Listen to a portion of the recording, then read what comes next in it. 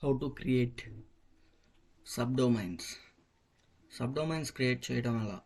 ఈ సబ్డొమైన్స్ క్రియేట్ చేయడానికి మనం ముందుగా మన హోస్టింగర్ అనే దాంట్లోకి వచ్చేసాం. మనం అందులో ఒక ప్రీమియం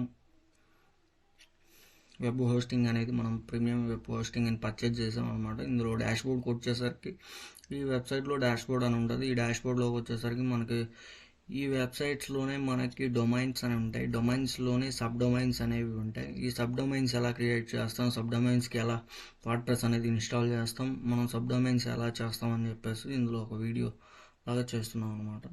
ఈ సబ్ డొమైన్స్ అనేది క్రియేట్ చేయడానికి ఇక్కడ మనకు కావాల్సిన సబ్ డొమైన్ అనేది మనం ఆల్రెడీ క్రియేట్ చేసాం ప్రీవియస్గా. RSL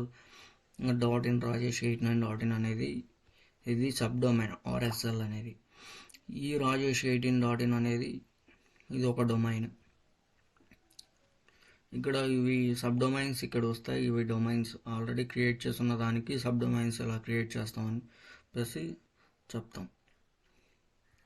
ఈ సబ్ డొమైన్స్లో మనం వర్డ్ప్రెస్ ఇన్స్టాల్ చేయాలని అనుకున్నప్పుడు ఇందులోనే వెబ్సైట్స్లోకి వచ్చేసి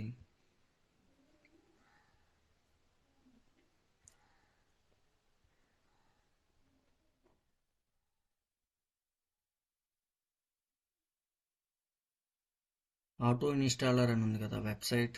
ఆటో ఇన్స్టాలర్లోకి వచ్చేసరికి ఇక్కడ WordPress select most popular in the WordPress అనేది కంటెంట్ మేనేజ్మెంట్ సిస్టమ్.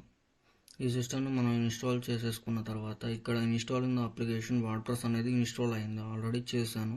ఇట్లా ఇన్స్టాలింగ్ చేసుకున్న తర్వాత మనకి లాగిన్ ఐడి పాస్వర్డ్ అడుగుతుంది. లాగిన్ ఐడి పాస్వర్డ్ ఇస్తే ఓకే అవుతుంది. మనం డైరెక్ట్గా వచ్చేసరికి ఇక్కడ మనం లాగిన్ ఐడి పాస్వర్డ్తోనే ఓపెన్ చేసేసుకోవచ్చు. https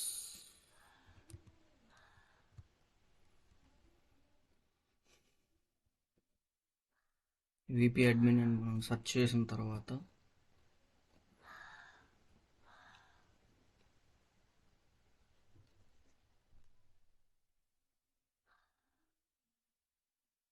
ఇక్కడ అడ్మిన్ పాస్వర్డ్ అడుగుతుంది. ఇలా అడ్మిన్ పాస్వర్డ్ ఇస్తే ఓపెన్ అవుతుంది.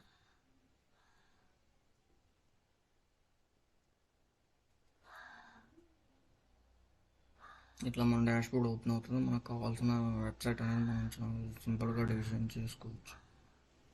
Okay, all right, subscribe my channel.